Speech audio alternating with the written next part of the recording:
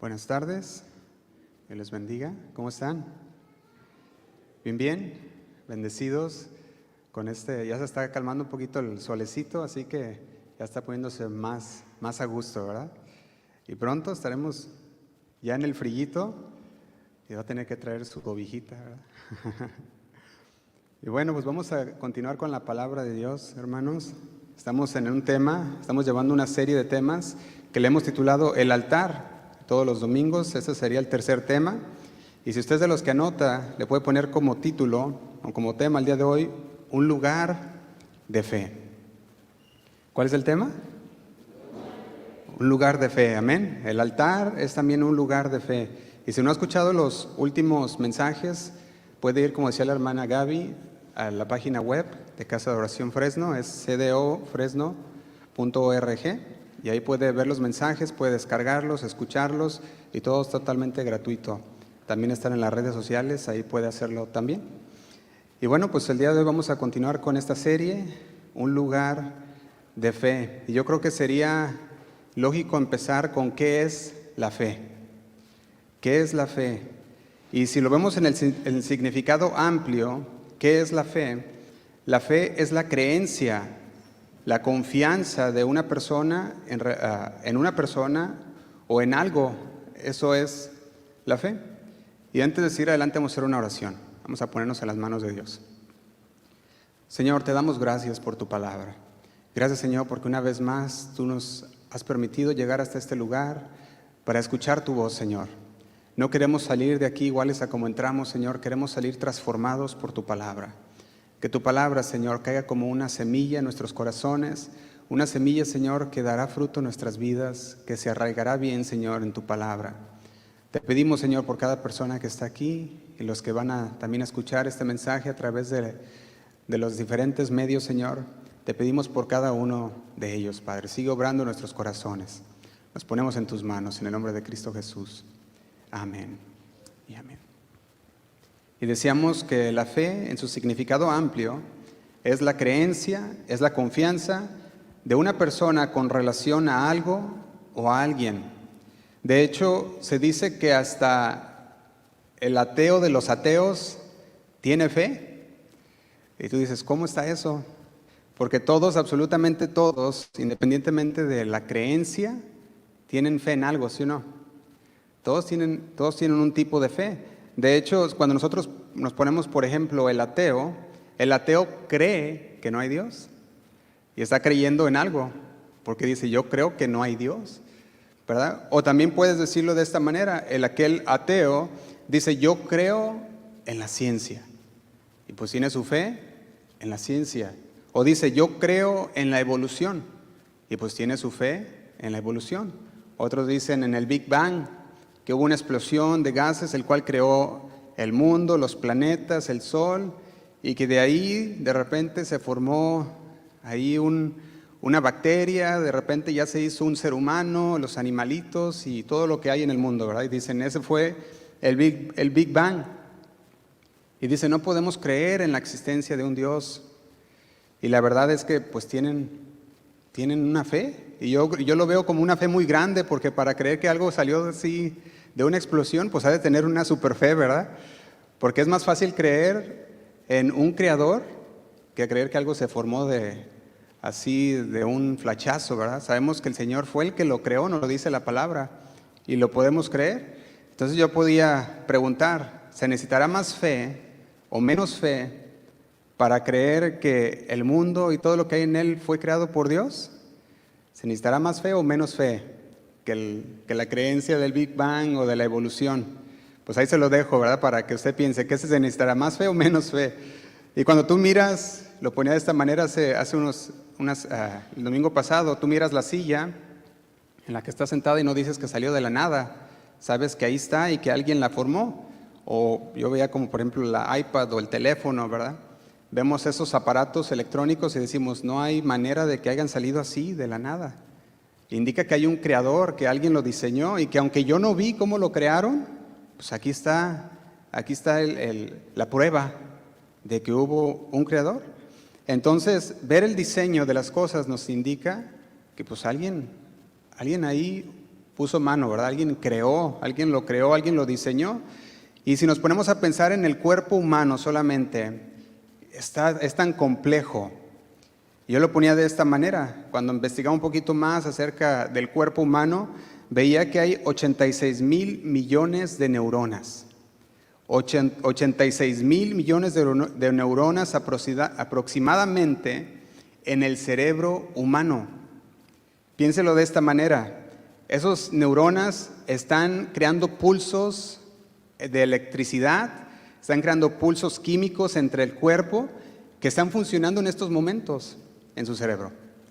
Por ejemplo, usted está usando esos pulsos eléctricos en sus neuronas para poder interpretar el sonido que está saliendo de mi boca. Entonces usted está interpretando lo que se está hablando. Está escuchando el sonido, está escuchando las palabras y lo está interpretando por medio de esas neuronas que están comunicándose entre sí. Y no nomás eso, sino que al mismo tiempo sus ojos están viendo millones de matices de colores. Y usted mira todos esos matices y los está acomodando y los está interpretando para crear una escena. Y usted en su cabeza está creando toda la imagen sin pensarlo. Y está poniendo la imagen con el audio, lo está sincronizando al instante, lo está sintonizando, ¿verdad? Y usted está teniendo todo esto mientras en su cerebro se está grabando lo que está viendo. Y dices, ¿cómo es eso? Al mismo tiempo, sin pensarlo, está respirando. Ni siquiera está intentando respirar, solito está respirando. Su corazón está palpitando, la sangre está corriendo por el corazón, por las venas, está yéndose y está filtrándose. ¿Será complejo el ser humano? Sí, muy complejo. Yo me ponía a pensar en todo eso y decía, wow, en este momento todo lo que está pasando en nuestros cuerpos, y se habla mucho hoy en día de la energía renovable, ¿sí o no? En muchos lados se oye de la energía renovable, y yo me ponía a pensar en el cuerpo humano y decía, el Señor tiene la mejor tecnología. Usó la mejor tecnología. ¿Qué baterías de litio ni qué nada? Digo, nosotros nos acostamos y nos renovamos. Nos dormimos un rato y salimos ya con energía para durar otras 16, 20 horas, las que dure usted y pueda durar despierto, y después a cargar. Y yo me pregunto, ¿habrá un creador? ¡Qué tremendo! Y si continuamos con estas analogías, podríamos ir más a fondo todavía. Lo ponía de la siguiente manera. Usted puede pensar, por ejemplo, en la alimentación como el combustible de este cuerpo, y usted se alimenta y está poniéndole combustible. Está, por ejemplo, también el sueño, que es necesario para la salud física, la salud mental, que permite que el cuerpo repare los tejidos mientras usted se duerme, permite que todo lo que usted pasó durante el día, el cerebro lo empieza a recopilar y lo empieza a consolidar en memorias. Y para el siguiente día, usted se acuerda de lo que pasó ayer porque ya se hizo una memoria. Y no tuvo que ir ahí a ponerle en el buscador, ¿verdad? Solito rápidamente lo saca y se acuerda, especial las mujeres, ¿verdad? Que se acuerdan la hora, la fecha, el lugar, qué llevabas vestido, ¿verdad? Y te dice, y especialmente si la hiciste enojar en ese día. Recuerdan todo muy bien. Puede verlo como el ejercicio, el mantenimiento de este cuerpo. Puede también ver la oración, la meditación de la palabra como lo estamos haciendo el día de hoy, que es una recarga espiritual. Y venimos y nos recargamos espiritualmente también. Y el ateo puede seguir diciendo, yo no creo en un creador, yo creo en la ciencia. Pues que crea en lo que quiera, ¿verdad? Cada quien es libre de creer lo que quiere creer. Pero bíblicamente esa fe no tiene poder para salvar a nadie. Puede creer en la ciencia, puede creer en el Big Bang, en la evolución, y eso no lo va a hacer salvo. Pero hay una fe que sí lo hace salvo, ¿sí o no? Juan 14:6, ¿qué dice? Jesús mismo nos indica lo siguiente, Juan 14:6. Dice, yo soy el camino y la verdad y la vida. ¿Quién es Él? Él es el camino, Él es la verdad y Él es la vida. Y nadie viene al Padre sino por mí. Jesús, el único camino al Padre. Él es el camino al Padre. Y algunos no tienen fe en Jesús. Algunos tienen fe en otras cosas, como decíamos en la ciencia. Algunos tienen fe en el Papa, otros en la Virgen, otros tienen fe en el santo aquel o aquella, ¿verdad? Otros tienen fe, por ejemplo, veía los Hare Krishna, tienen su fe en el Hare Krishna, otros en Buda, otros en Mahoma, como los islámicos, los musulmanes, y hay un lugar donde ellos han depositado su fe. Y dicen, esto es lo que yo creo, y ahí he depositado mi fe. Y todos tienen un tipo de fe. A pesar de que seas o sean lo que sea, tienen una fe que han fundamentado, que han decidido creer. Y fe, dijimos, en su significado amplio, es la creencia.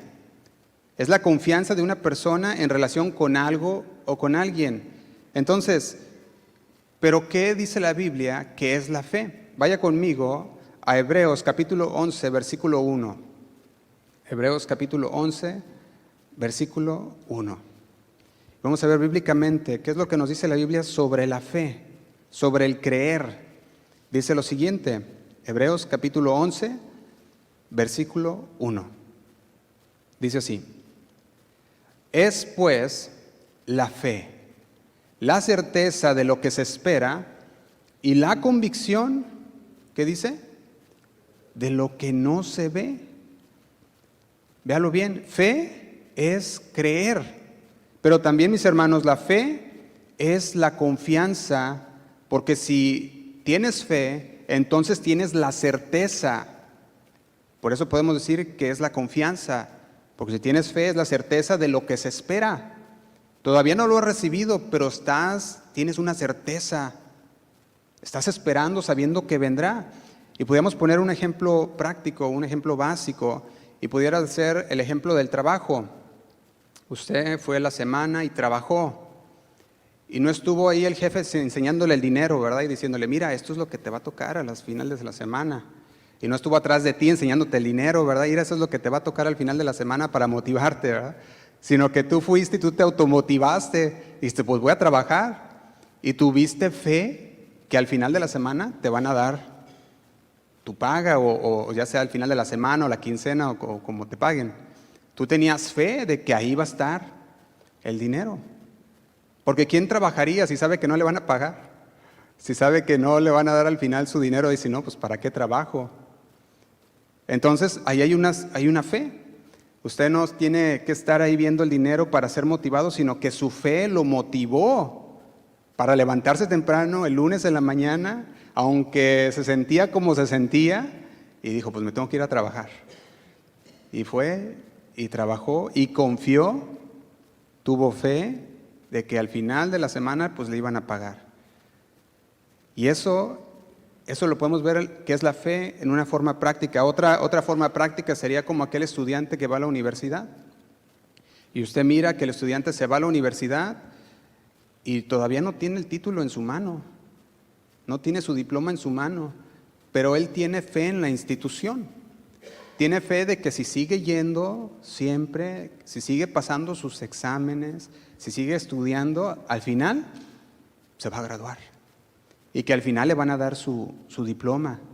Y esa persona se fue con fe todos estos años a la escuela, sabiendo que al final, si todo lo hacía como debe de ser, pues le darían su diploma. Y ese estudiante tuvo fe. Pero ahora veamos el otro lado de la tortilla. Usted puede tener mucha fe en muchas cosas, pero si no está basado en el lugar correcto, de nada le sirve. Y lo podemos poner de esta manera. Si yo me paro aquí afuera de la iglesia, aquí en el estacionamiento, y me quedo ahí parado y digo, estoy esperando el tren. Y usted dice, Josué, pues se te botó la canica, ¿verdad? El tren aquí no pasa, el tren es más, ni siquiera vías hay. No, es que yo tengo fe. Y va a decir, pues no, así no funciona. Si tienes fe, pues vete allá a las vías y pues sí, va a pasar, ¿verdad? Y ahí, y ni siquiera se va a parar si no estás en la parada del tren. Entonces usted puede tener fe en muchas cosas, pero si no está basado en el lugar correcto, pues ¿de qué le sirve? tener fe. No pudiera quedarme allá afuera y pudiera quedarme yo allá afuera y estar diciendo que tengo fe y que tengo fe y que tengo fe, pero pues el tren nunca va a pasar. En cambio, si el Señor te dijera, estate allá afuera y va a pasar, ahí ya no es fe en el tren, es fe en la palabra que el Señor te dio, aunque no lo veas, aunque para ti sea imposible, digas, no es posible, pues no hay ni vías. El Señor, cuando Él dice algo, lo va a hacer. Y hay muchos lugares en la palabra de Dios donde el Señor prometió algo que parecía imposible. Pero para el Señor no hay nada imposible. Yo le pregunto, ¿en qué o en quién está basada su fe? ¿En qué o en quién está basada su fe?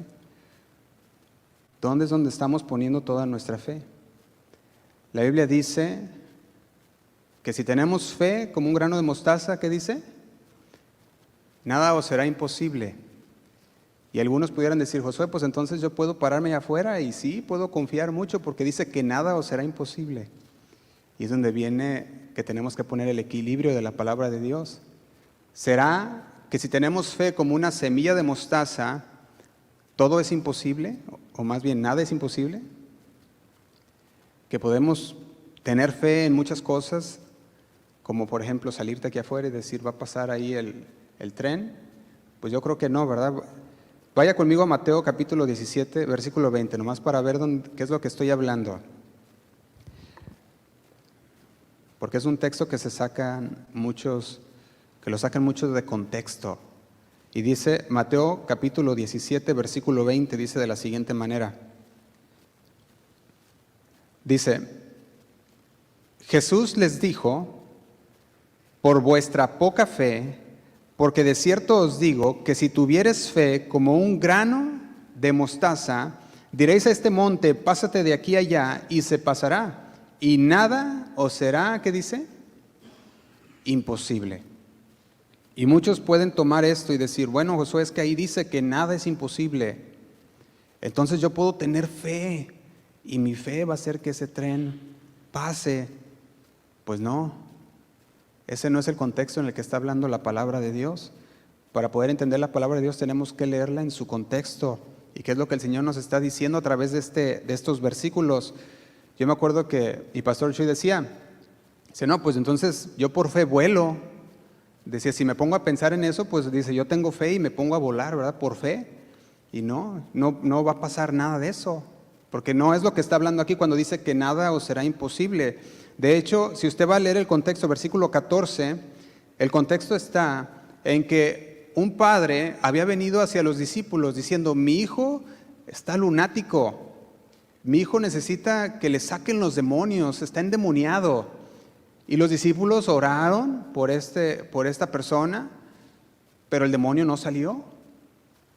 Y fíjate lo que dice el versículo 14, dice, cuando llegaron al gentío, vino a él un hombre que se arrodilló delante de él diciendo, versículo 15, Señor, ten misericordia de mi hijo, que es lunático, y padece muchísimo, porque muchas veces cae en el fuego y muchas en el agua. Y dice el 16, y lo he traído a tus discípulos, pero no le han podido sanar. Dice el 17, respondiendo Jesús dijo, oh generación incrédula y perversa, ¿hasta cuándo he de estar con vosotros?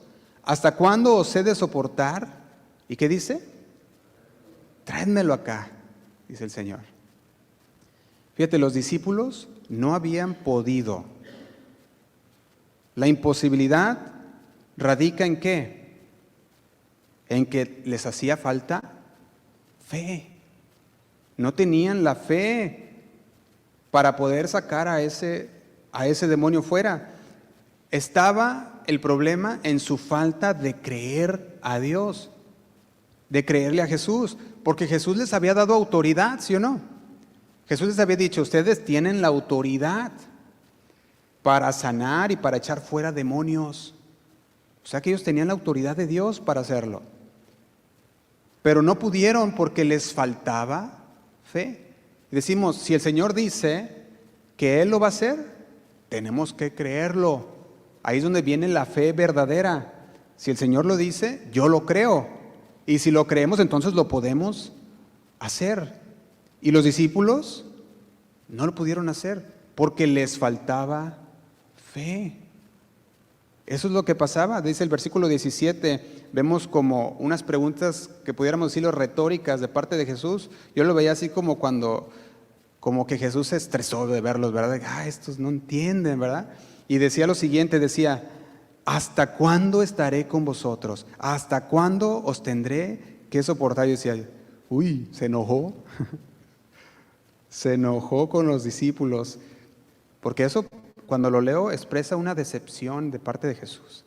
Diciéndole, tanto tiempo les estoy enseñando y les estoy diciendo que tienen la autoridad y cuando llega el momento de ponerlo en práctica, no pueden. Dice el versículo 18, Mateo 17, 18 dice: y reprendió Jesús al demonio, el cual salió del muchacho. ¿Y qué dice? Y este quedó sano desde aquella hora. Vemos que el Señor Jesús usa dos palabras. Decía el Señor Jesús, dice, ¿hasta cuándo? Y ¿hasta cuándo? En las dos preguntas, ¿hasta cuándo y hasta cuándo? ¿Hasta cuándo estaré con vosotros y hasta cuándo os tendré que soportar? El Señor estaba diciendo lo siguiente en esto. Decía, ¿por qué no han aprendido a poner en práctica lo que ya les he dado? El poder de Jesús ahí estaba, ¿sí o no? No se había ido a ningún lado. Ellos tenían el poder de Jesús porque Jesús les había dado poder y tendrán poder para echar fuera demonios, para sanar. Tenían el poder del Señor, pero ellos no podían creer lo que Jesús les había delegado. Y es una de esas pocas veces donde vemos a Jesús frustrado con sus discípulos, porque otra vez la podemos ver también cuando estaban todos acelerados, que las olas empezaban, ¿se acuerdan? Golpeaban contra el arca y estaban todos acelerados y fueron a despertar a Jesús. Decían, Señor, nos ahogamos. Y el Señor se levanta y calma las aguas y les dice, nomás tenías que hablarle a las aguas. Cuando nosotros vemos al profeta Isaías, en Isaías capítulo 59, versículo 1, el profeta Isaías reprendió al pueblo. Y vamos a leer lo que el profeta hablaba de parte de Dios. Isaías capítulo 59, versículo 1, les dice así. Isaías 59, 1 dice, he aquí que no se ha cortado la mano de Jehová para salvar.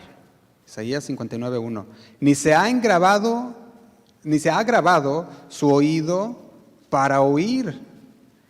Lo vuelvo a leer, versículo 1, 59, 1. He aquí no se ha cortado la mano de Jehová para salvar, ni se ha agravado su oído para oír. Está diciendo, el Señor todavía tiene poder.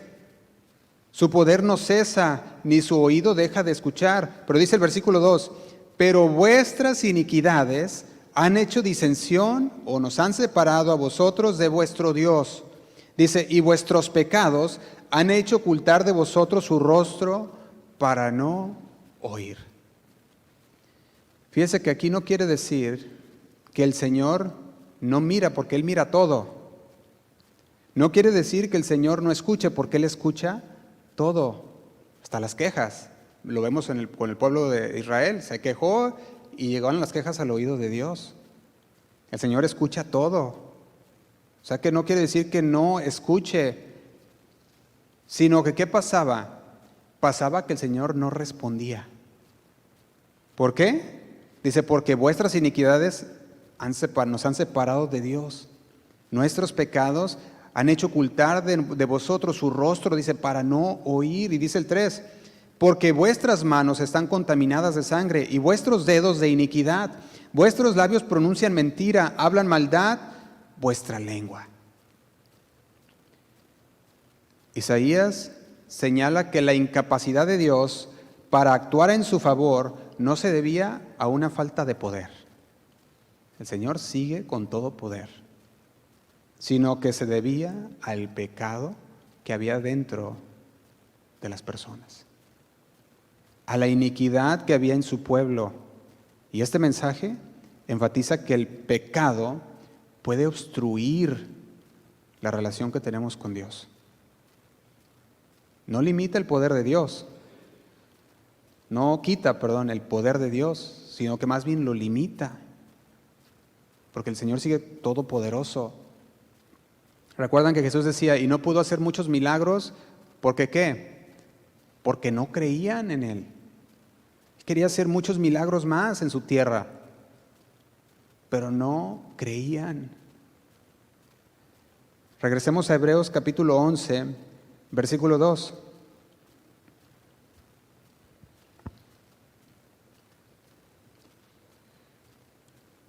Vimos lo que es la fe, ahí en el versículo 1, y esa fe fue la que justamente distinguió a todos los profetas y a los héroes de la fe que usted mira después ahí también en Hebreos. Ellos creyeron a Dios a pesar de que se oyera imposible, a pesar de no ver las cosas o que se vieran contrarias. Ellos creyeron. En Hebreos 11:2 dice, porque por ella, hablando de la fe, alcanzaron buen testimonio los antiguos. Estamos hablando aquí los profetas, los héroes de la fe.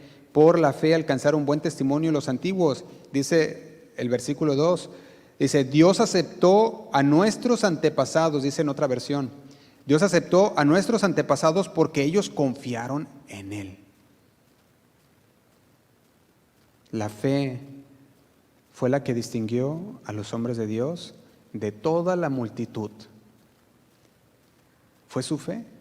Cuando el Señor se enoja y decide exterminar con el ser humano y dice, la maldad ha subido hasta Dios, y el Señor estaba cansado, dice que miró y vio a Noé. ¿Qué le dijo? Un hombre justo, pregonero de justicia. Y fíjese qué curioso, Noé tenía una fe firme. Cuando el Señor le dice, voy a terminar con todo, constrúyete un arca, no esperó, él fue y empezó a construir el arca. Y duró 120 años construyendo un arca. ¿Tendría fe? Claro que tenía fe. De hecho, ahí mismo el versículo 6 nos habla también de una imposibilidad si no tenemos fe. Y nos dice, pero sin fe, ¿qué es? Imposible agradar a Dios. Porque es necesario, y aquí podemos subrayar la palabra, es necesario que el que se acerca a Dios crea que le hay. No se puede acercar a Dios sin creer en Dios. Es necesario, dice, que el que se acerca a Dios crea que le hay y que es galardonador de los que le buscan. Déjeme leérselo en una versión parafraseada. Esta versión se llama El Mensaje, está en inglés, lo puede traducir también. Lo traduje, dice el versículo 6 así. Dice, es imposible agradar a Dios sin fe. ¿Y por qué? Dice esta versión. Porque quien quiere acercarse a Dios debe creer que Él existe y que se preocupa lo suficiente como para responder a quienes lo buscan. Fíjate qué tremendo. El Señor se preocupa por responder a quienes lo buscan. Nosotros podemos ver, lo puede leer después, Jeremías 29:13.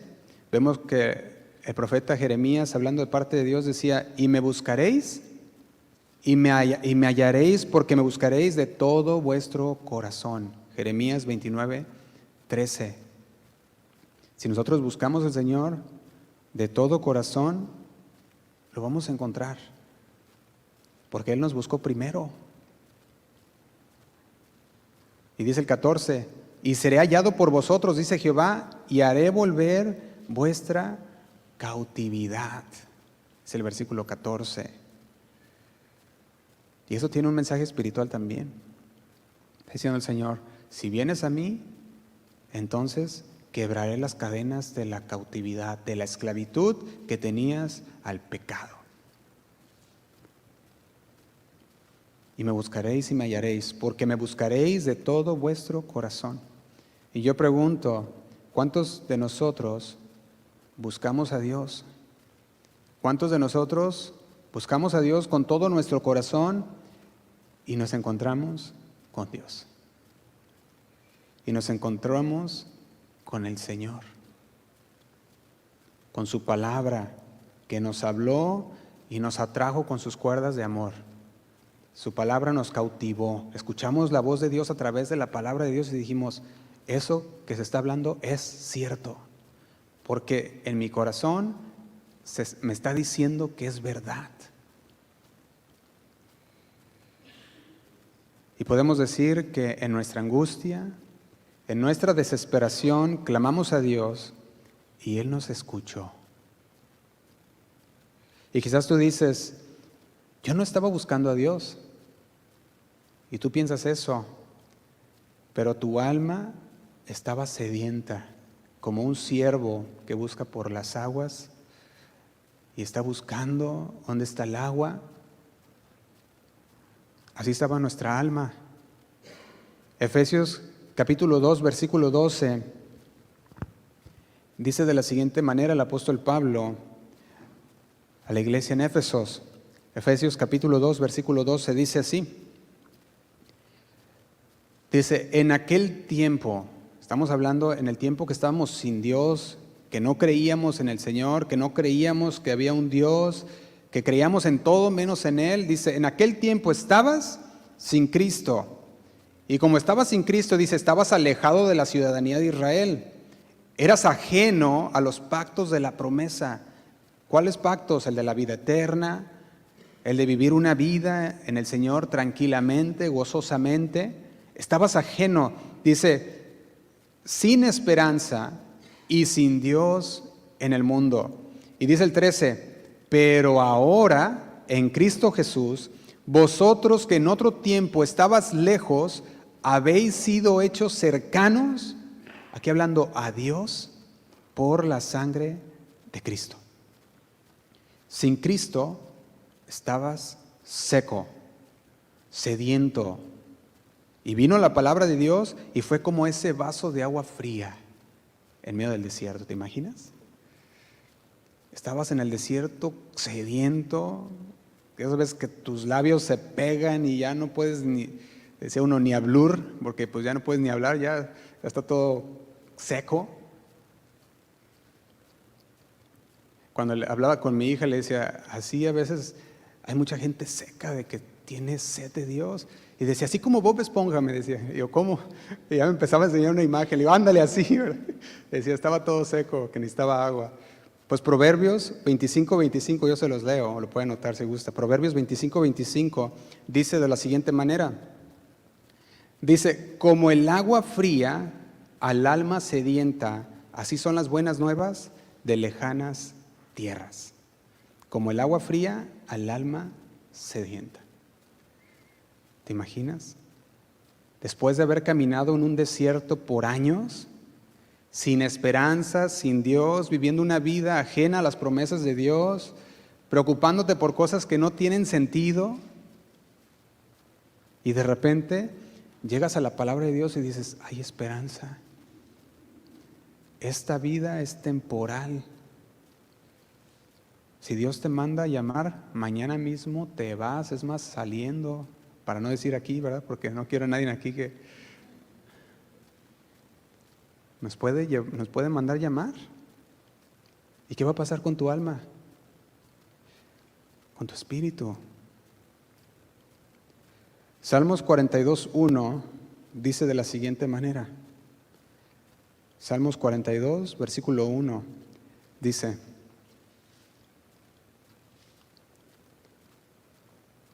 como el ciervo brama por las corrientes de las aguas, así clama por ti, oh Dios, el alma mía.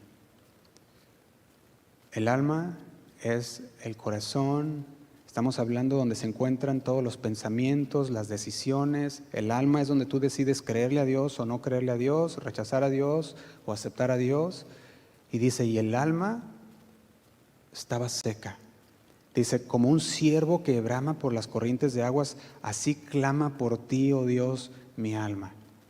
Y si quieres saber cómo el ciervo brama por las corrientes de agua, pues solamente ahí vete a YouTube.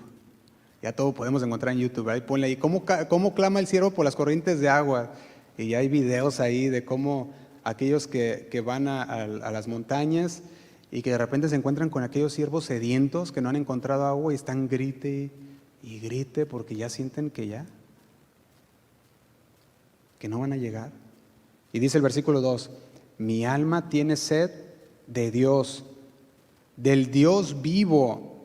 Y luego hace una pregunta, ¿cuándo vendré y me presentaré delante de Dios?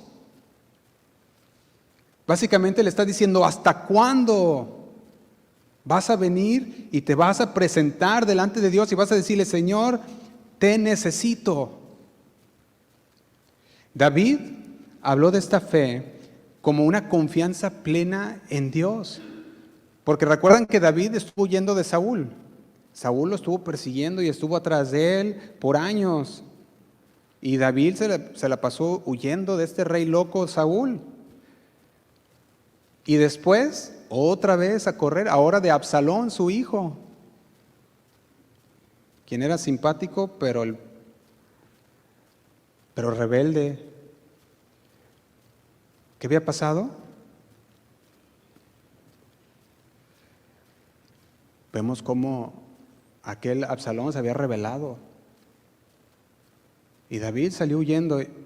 Pero dice el Señor, o dice David, Señor, pero tú veniste y así con tu mano le diste unas cachetaditas guajoloteras, ¿verdad? Que mandaste los dientes volando, dice el versículo. Vaya conmigo, Salmo 3, versículo 1. Porque luego dice, no es cierto, eso se lo está inventando ya. Ya le echó de su cosecha ahí. Salmos capítulo 3, versículo 1 dice, oh Jehová, ¿cuántos se han multiplicado mis adversarios? Muchos son los que se levantan contra mí. Y dice el 2, muchos son los que dicen de mí, no hay para él salvación en Dios. Y luego dice, Selah, meditar, hacer una pausa y meditar en estos dos versículos. Y luego dice el 3, mas tú, Jehová, eres escudo alrededor de mí, mi gloria y el que levanta mi cabeza. Dice el 4, con mi voz clamé a Jehová y él me respondió desde su monte santo. Y luego dice, pausemos y meditemos, Selah. Y dice el 5, yo me acosté y dormí y desperté porque Jehová me sustentaba. Y dice el 6, no temeré a 10 millares de gente que pusieren sitio contra mí.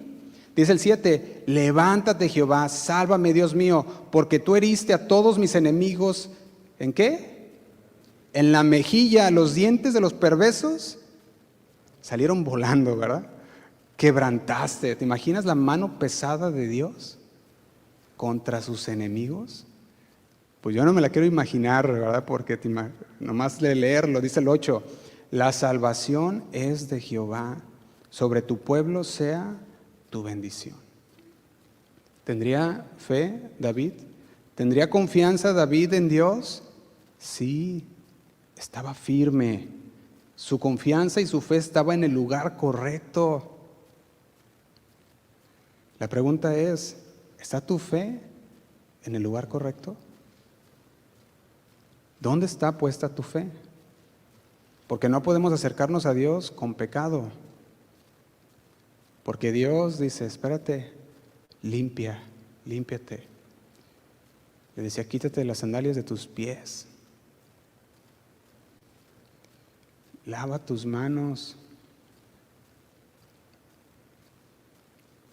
Cuando Dios hablaba por medio del profeta Jeremías, recuerdan que lo leímos, clama a mí y yo te responderé y te enseñaré cosas grandes y ocultas que tú no conoces.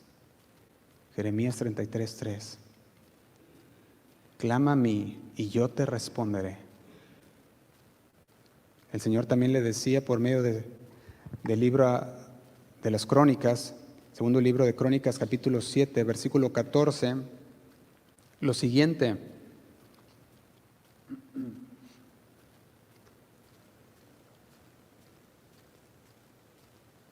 Dice, si se humillare mi pueblo, sobre el cual mi nombre es invocado, y oraren y buscaren mi rostro y se convirtieren de sus malos caminos, entonces, ¿qué va a hacer? Yo oiré desde los cielos y perdonaré sus pecados y sanaré su tierra. El Señor les hablaba y le decía a su pueblo, si se humillare mi pueblo, sobre el cual, dice, mi nombre es invocado. Si el pueblo tenía su confianza en el lugar correcto, primeramente, porque podían venir y tener mucha fe, pero si no estaba en el lugar correcto, de nada iba a servir.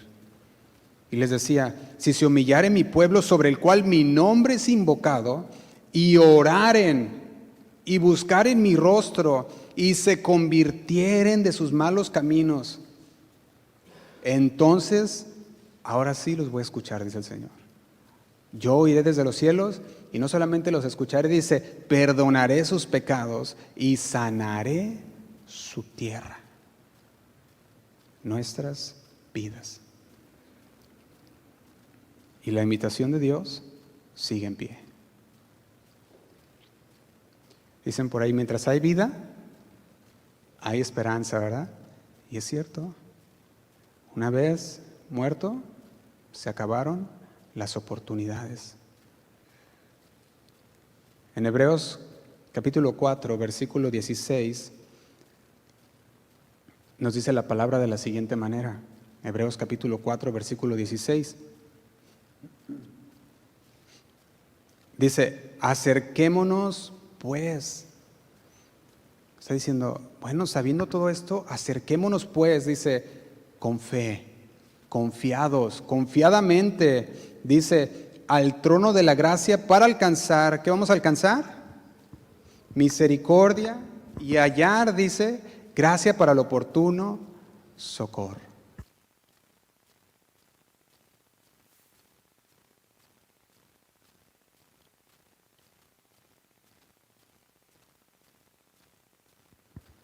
Dice que nos debemos de acercar al Señor con fe, esto es confiadamente. Dice, para que alcancemos entonces misericordia y hallar gracia para el oportuno socorro. Decíamos, usted puede acercarse hacia el altar sin fe. Y si usted se acerca hacia el altar sin fe, entonces, pues de nada sirve. Estamos hablando sobre el altar en esta serie. Y estamos viendo cómo se acercaban las personas, los sacerdotes, ¿y qué hacían? Hacían sacrificios, hacían ofrendas ante el altar, pero tenían que tener su fe bien fortalecida en el Señor. Tenían que estar limpios delante del Señor. Y nosotros podemos ver dos altares en la Biblia, que quiero que veamos el día de hoy, que fueron levantados, fueron edificados con devoción, con mucha fe, con sacrificios en los dos altares, pero solo uno de ellos, o solo a uno de ellos, el Señor respondería. Y quiero que vaya conmigo al primer libro de Reyes, capítulo 18, versículo 20.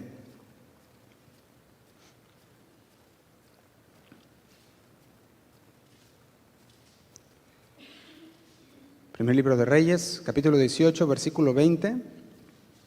Y vamos a leerlo, dice así. Dice, entonces Acab convocó a todos los hijos de Israel y reunió a los profetas en el monte Carmelo. Y dice el 21, y acercándose Elías a todo el pueblo, dijo, ¿hasta cuándo claudicaréis vosotros entre dos pensamientos?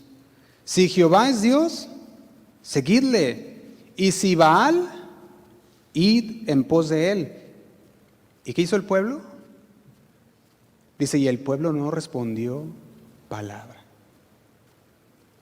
Fíjese que este silencio del pueblo demostraba su falta de fe, demostraba su falta de convicción, la falta de certeza. Porque les dice en el versículo 21, si Jehová es Dios, seguidle, y si Baal, id en pos de él. Y el pueblo no respondió nada. Se les había hecho una pregunta y se quedaron callados. Les decía, ¿hasta cuándo seguirán indecisos? ¿Hasta cuándo seguirán titubeando entre dos opiniones? Y sabe una cosa, muchos creyentes el día de hoy siguen así, claudicando entre dos opiniones, entre dos pensamientos. Y el profeta le decía, tienen que decidirse. Si Jehová es su Dios, síganlo, sírvanlo a Él. Si Baal es su Dios, pues entonces vayan con Baal. Elías tenía fe en Dios, pero su fe tenía que ser perfeccionada también. Y usted puede tener fe en Dios y puede tener fe en Cristo Jesús, y su fe tiene que ser también perfeccionada. De hecho, cuando usted mira un capítulo anterior, lo puede leer después, usted mira que Elías fue probado en su fe.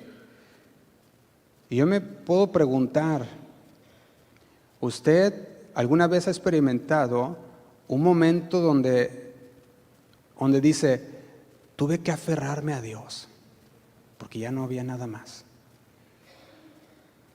¿Ha llegado un momento como esos, en el que usted dice, y me aferré a Dios, porque no sabía en qué más confiar, o en quién más confiar? Y ahorita lo piensa y dice, sí, quizás yo pasé en ese momento, pasé por ese tiempo en el que me aferré a Dios, y usted mira ahora, y usted puede preguntarse el día de hoy, ¿qué aprendió de ese momento? Cuando se aferró a Dios con todas sus fuerzas, aprendió a confiar en Dios. Elías tenía fe en Dios, y su fe tenía que ser perfeccionada.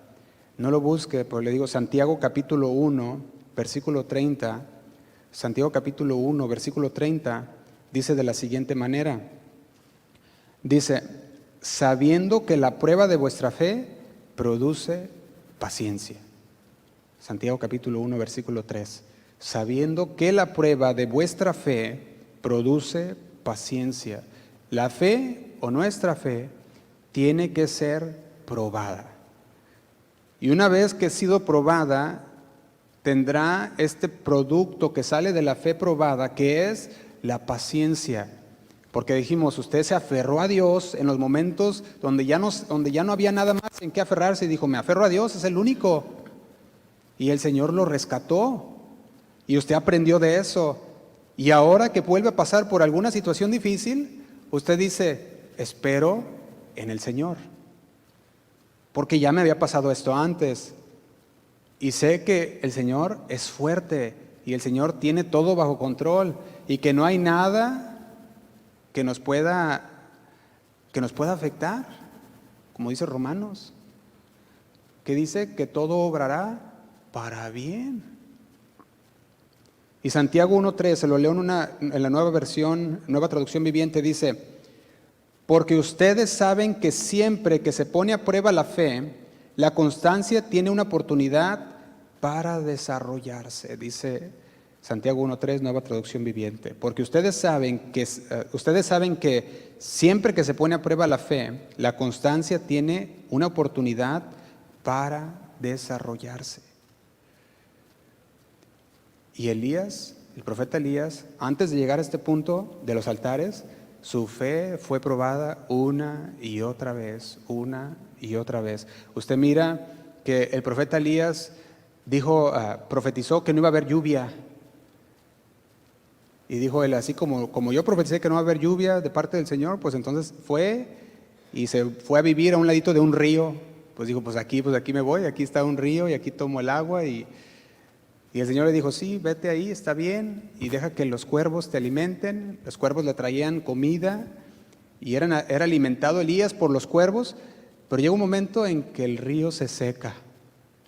Pues ya no había agua, venía la sequía, el río también se secó. Y ahora sí, Elías, ¿qué hacía?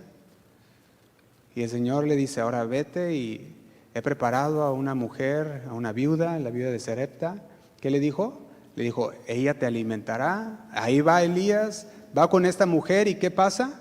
le dice, pues tráeme algo de comer, ¿verdad? Y le dice ella, no, pues yo nomás tengo para mí, para mi hijo. Y de hecho nomás tenemos para hacer la última tortita y de ahí nos vamos a quedar a morir. Nos vamos a esperar ahí ya para morirnos. Y Elías todavía le dice, no, primero hazme a mí y después lo que sobra lo comen ustedes. Y le dice, y vas a ver que no va a cesar de haber harina y aceite en tu hogar hasta que se acabe la sequía. Y el Señor estaba probando a los dos, la fe de los dos, tanto de la viuda, tanto de Elías. ¿Y sabe qué pasó? No cesó la harina y el aceite. Su fe estaba siendo a prueba. De repente el hijo de la mujer viuda, el único hijo que tenía, que le quedaba, se le enferma y muere. Y dice, ve, me trajiste puras desgracias, le dice el profeta. Y el profeta, una vez más, su fe fue probada. Va el profeta y lo levanta de la muerte. Usted lo puede leer también ahí, en el capítulo anterior en el que estamos. Estamos en el primer libro de Reyes, capítulo 18, versículo 20. Y si usted va a Primera de Reyes, capítulo 17, ahí es donde lo encuentra, todas estas historias. Pero podemos ver que el Señor preparaba el corazón de Elías. Y así como preparaba el corazón de Elías, prepara también nuestro corazón. Y una y otra vez nuestra fe va a ser probada. ¿Cómo va a salir tu fe? ¿Saldrás de esa prueba con una fe inquebrantable? Si Dios te pidiera hoy que hicieras un acto de fe, ¿estarías dispuesto a obedecer sin dudar a Dios? Si vamos a la primera carta de Pedro, capítulo 1, versículo 6, el apóstol Pedro decía de la siguiente manera. Primera carta de Pedro, capítulo 1, versículo 6, dice, en el cual vosotros os alegraréis, aunque ahora por un poco de tiempo, si es necesario, tengáis que ser afligidos en diversas pruebas. Dice el 7, dice, para que sometida a prueba vuestra fe, mucho más preciosa que el oro, el cual aunque perecedero se prueba con fuego, sea hallada en alabanza, gloria y honra cuando sea manifestado Jesucristo. Le dice, la fe debe ser sometida a prueba. Y no es fe hasta que es sometida al fuego. Una vez que se somete al fuego tu fe, dice que es purificada. Y entonces le puedes llamar fe.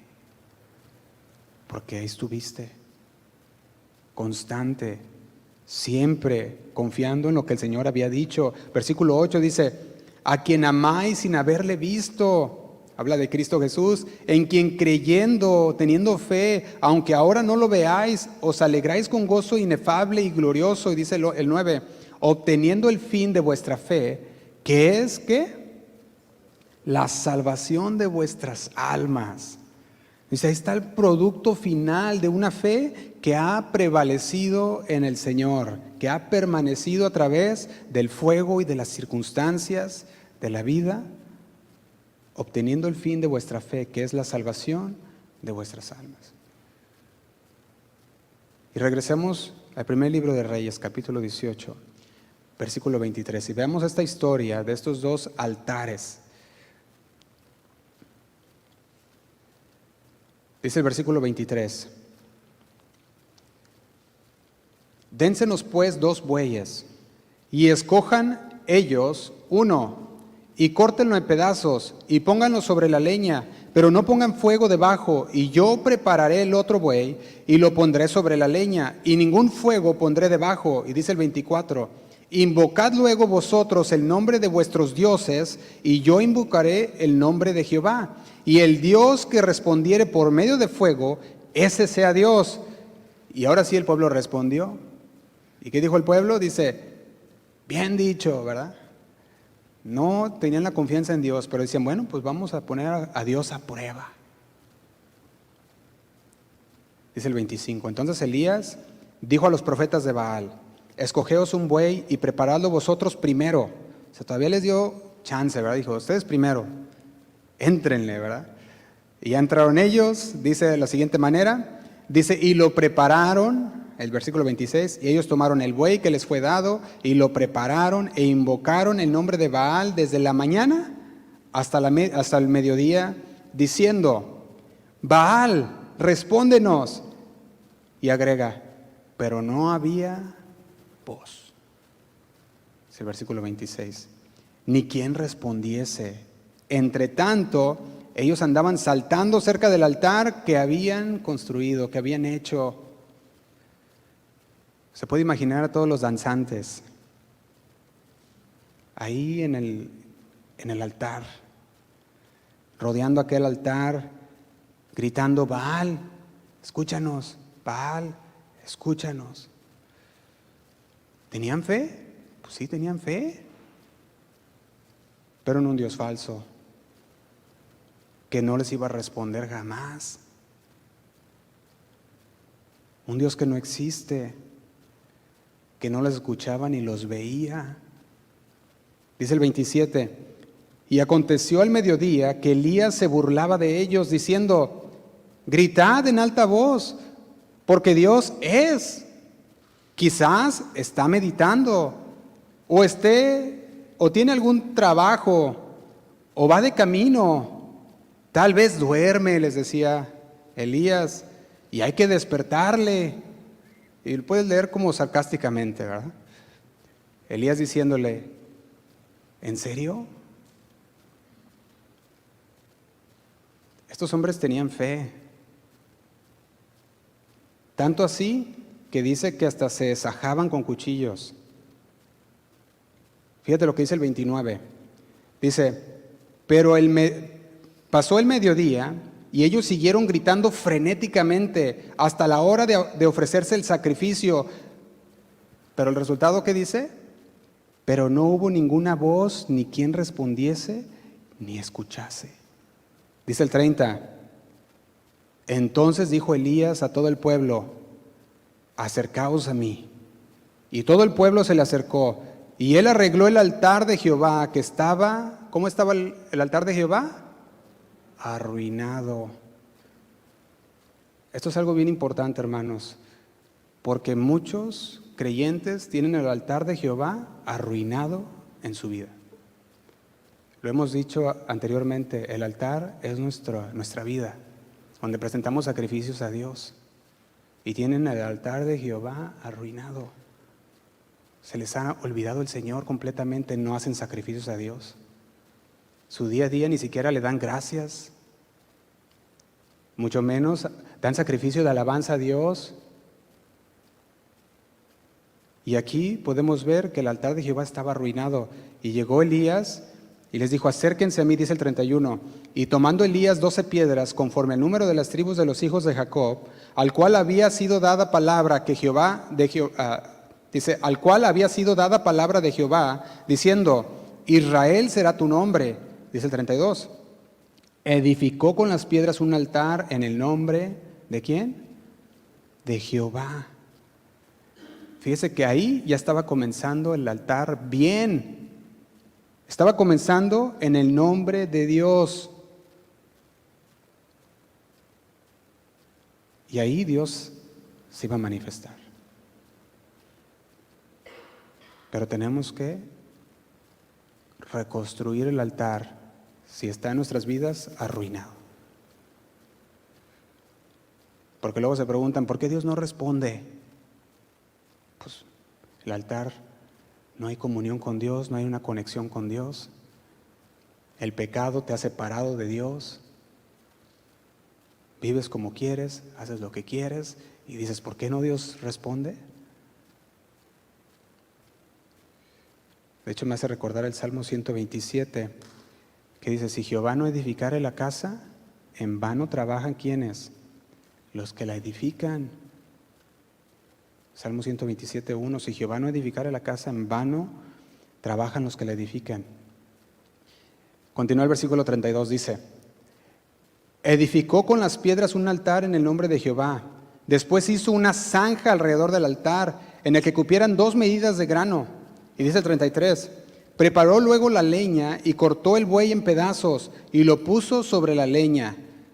Y aquí es importante que nosotros notemos que todo esto lo estaba haciendo frente a la multitud, porque les dijo: acercaos. Y dice lo siguiente, el 34, y dijo: llenad 4 cántaros de agua y derramadla sobre el holocausto. Ya vimos lo que es un holocausto anteriormente. Y dice: y sobre la leña. Y usted dice: ¿iba a hacer un altar a Jehová? ¿Un holocausto que era una quemando totalmente el animal? Y le está diciendo que pongan agua. ¿Y sabe qué? Eso que estaba haciendo estaba demostrando una fe. Porque decía: el Señor responderá. Es más, échenle agua para que vean. Y luego dice la siguiente: y otra vez, dice, y dijo: hacedlo otra vez. O sea, ya no nomás una vez, ya eran 2 veces que le echaran agua. Esto demostraba certeza. Tengo fe en el Señor. Es más, échenle una más de agua, decía. Échenle, vuelvan a echar agua. Eso demostraba certeza. Él sabía en quién estaba confiando. Y luego dice: y otra vez lo hicieron. Y dijo aún: hacedlo la tercera vez. Esta tercera vez, hermanos, demostraba una confianza total. Porque dices: la primera vez, bueno, hay confianza en el Señor. La segunda vez, ya no nomás era confianza, era certeza, el Señor lo va a hacer. La tercera vez, ya era una confianza total. Y lo hicieron la tercera vez. Y dice el versículo 35, de manera que el agua corría alrededor del altar y también se había llenado de agua la zanja. Y yo pregunto, ¿tendría fe Elías? Claro que sí tenía fe. Claro que sí. Y en ese preciso momento, cuando usted mira el agua que sale de la zanja, es cuando debemos entender que nuestra fe está fortalecida. Cuando él miraba toda esta agua saliendo de la zanja, yo me imagino diciendo: a ver, ¿qué pueden decir si Dios aún así enciende este altar? Y yo no sé si usted alguna vez ha intentado encender una fogatita nada más con madera que está media húmeda. Y si lo ha intentado, no se puede. Es más, del carbón, ya deje de la madera, el carbón nomás con que dure un ratito afuera, ya que se humedezca y ya lo tarda muchísimo para encenderlo. Ahora imagínese mojada con agua. Dice el 36, cuando llegó la hora de ofrecerse el holocausto, se acercó el profeta Elías y dijo: Jehová, Dios de Abraham, de Isaac y de Israel, sea hoy manifiesto. ¿Qué dice? Que tú eres Dios en Israel y que yo soy tu siervo. Y dice: y que por mandato tuyo he hecho todas estas cosas. Y dice el 37, respóndeme Jehová, respóndeme, para que conozca este pueblo que tú, oh Jehová, eres el Dios y que tú vuelves a ti el corazón de ellos. Elías estaba pidiendo a Dios que le respondiera para que todos pudieran regresar al Señor arrepentidos. Dice: y que tú vuelves a ti el corazón de ellos. Dice el 38, entonces vemos la respuesta de Dios. ¿Qué dice? Cayó fuego de Jehová. Dios respondió con poder. Puede imaginarse como aquel rayo del cielo, llegando hasta el altar. La respuesta de Dios. La respuesta celestial que consumió todo. No nomás fue ahí un fueguito nada más. Dice que lo consumió todo. Dice de la siguiente manera: y consumió el holocausto, la leña, las piedras, el polvo, aún lamió el agua que estaba en la zanja. Yo quiero resaltar este detalle. Los profetas de Baal habían continuado con sus danzas, lamentaciones, sus rituales salvajes durante casi todo el día y se toparon con un silencio sepulcral, como nada. Nada de Dios. En cambio, la petición de Elías había durado menos, quizás de un minuto. Señor, responde. Y el poder de Dios se hizo manifiesto. Dice el 39, viéndolo todo el pueblo, ¿qué hicieron? Se postraron. Y dijeron, Jehová es el Dios, Jehová es el Dios. Usted se puede imaginar el pueblo viéndose entre ellos y, sí es, sí es el Dios, mira lo que hizo. Hemos dicho que el altar tipifica el corazón del creyente, donde se ofrecen sacrificios continuos a Dios, continuos sacrificios espirituales, y ya se nos fue el tiempo. Y tú puedes estar frente al altar, pero no tener tu fe en el lugar correcto, en la persona correcta. Y puedes venir ante el altar con un corazón sucio y de nada va a servir. O tú puedes venir delante del altar de Dios con un corazón limpio, recto, arrepentido, humillado. Y el Señor dice que el corazón contrito y humillado no despreciará jamás. Amén. Les invito a que se pongan de pie, hermanos. Yo quiero preguntarte, ¿está tu corazón verdaderamente preparado para encontrarse con Dios ante el altar? ¿Por qué no reflexionamos en esto y dejamos que el Señor sea el que siga hablando en nuestros corazones? Y pensemos en dónde está depositada nuestra fe. ¿Estamos confiando en el Señor? ¿O estamos como estos Baales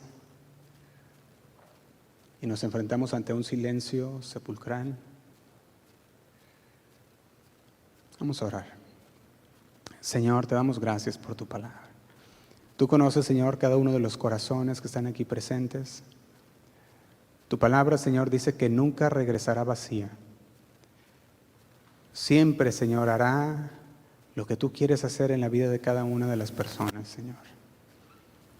Y en esta tarde, Señor, podemos ver, Señor, que debemos acercarnos ante tu altar creyendo, con fe, porque el altar es un lugar de fe y tiene que estar en el lugar correcto, en la persona correcta, que eres tú, Señor. Señor, te damos gracias. Queremos venir delante de ti, Señor, arrepentidos. Ahí donde tú estás, hermanos, si hay algo que te ha impedido acercarte hacia el Señor, déjalo a sus pies. Dile, Señor, perdóname. Perdona, Señor, todo aquello que he estado haciendo que va contrario a tu palabra, Señor. Porque me he estado alejando de ti. Dile al Señor, Señor, perdóname, Señor, porque no he tenido fe como debería de ser. Y hoy, Señor, quiero venir delante de ti y postrarme, Señor, a tus pies, reconociendo que tú eres el Dios vivo. No hay nadie como tú, Señor. Queremos tener nuestra fe fundamentada en ti, Señor. Y que tú seas el que edifiques nuestros hogares, nuestras familias, nuestras vidas, con tu palabra, Señor. Nos rendimos delante de ti. Si tú sientes que tienes que renovar tu compromiso con el Señor, hazlo en este momento y dile, Señor, yo renuevo mi compromiso contigo, sabiendo, Señor, que debo acercarme a ti con fe, creyendo en lo que tú has dicho, Señor, en tu palabra. Señor, te damos gracias Nos ponemos en tus manos, Señor. Sigue obrando en nuestras vidas. Sigue transformándonos, Señor, conforme a tu imagen. Si hay alguien aquí, Señor, que no ha rendido su vida a ti, que este sea un buen momento para decirte, Señor, transfórmame. Sé el Señor de mi vida. Cambio, Señor, todas aquellas cosas que me tenían atado, Señor, como lo es el pecado, como son aquellos dioses, Señor, a los que yo he servido, llámense trabajo, llámense negocio, llámense hobbies, todo aquello que ocupaba el primer lugar, Señor, te lo entrego a ti. Quiero que tú seas, Señor, el primer lugar en mi vida. Gracias te doy, Señor, por cada uno de mis hermanos que están aquí en esta tarde, porque ellos se esforzaron, Señor, para estar aquí y escuchar tu palabra, Señor. Que esta palabra que ha sido una palabra fresca, una palabra, Señor, en la cual dará fruto, Señor, en cada una de sus vidas. Los ponemos en tus manos y los bendecimos, Señor, en el nombre de Cristo Jesús. Ahí donde tú estás, sigue orando al Señor mientras cantamos este canto al Señor juntos.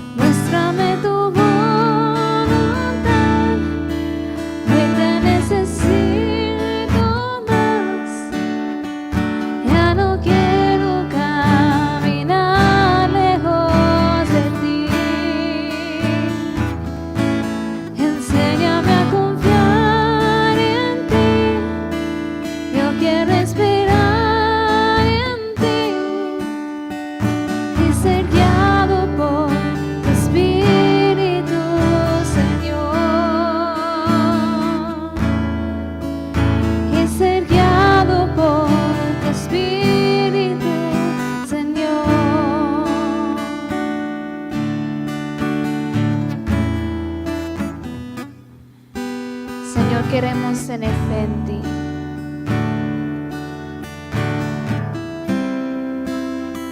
Señor, tú has hecho tantas cosas para nosotros. ¿Cómo podemos olvidar de lo que has hecho? ¿Cómo podemos olvidar que tú eres el Dios de nuestra salvación? Con tu brazo brazo fuerte nos has salvado. Con tu mano poderosa nos has sanado. Nos tienes en tu mano, tú nos sostienes, Señor. Queremos confiar en ti. Nunca queremos olvidar de ti, Señor. Aumenta nuestra fe, mi Dios, y esperaremos en ti.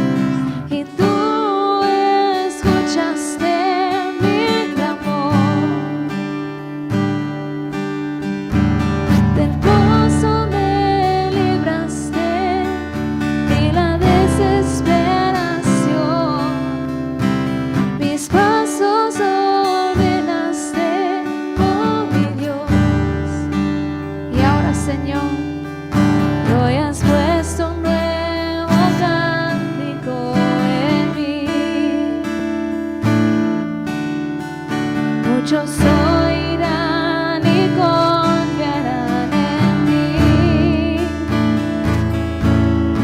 Muéstrame tu voluntad, hoy te necesito más. Ya no quiero caminar lejos de ti. Enséñame a confiar en ti. Yo quiero esperar en ti y ser guiado por tu Espíritu, Señor. Muéstrame tu voluntad, hoy te necesito más. Ya no quiero caminar lejos de ti. Señor, enséñame a confiar en ti. Yo quiero esperar en ti y ser guiado por tu Espíritu, Señor. Dile, muéstrame tu voluntad, hoy te necesito más. Ya no quiero caminar lejos de ti. Enséñame a confiar en ti. Yo quiero esperar en ti y ser guiado por tu Espíritu, Señor. Ser guiado y ser guiado por tu Espíritu, Señor. Y ser guiado por tu Espíritu, Señor.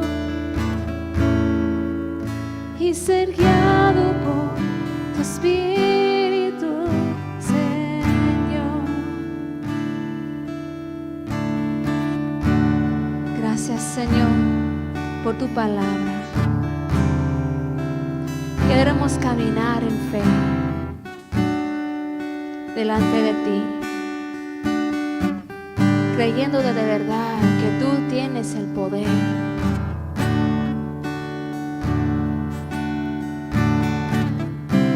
Enséñanos, Señor, aumenta nuestra fe, porque tú eres nuestro Dios. Queremos, Señor, morar bajo la sombra del Omnipotente, quien eres tú. Ahí estaremos bien, seguros, Señor. Confiamos en ti, Señor. Dale un aplauso.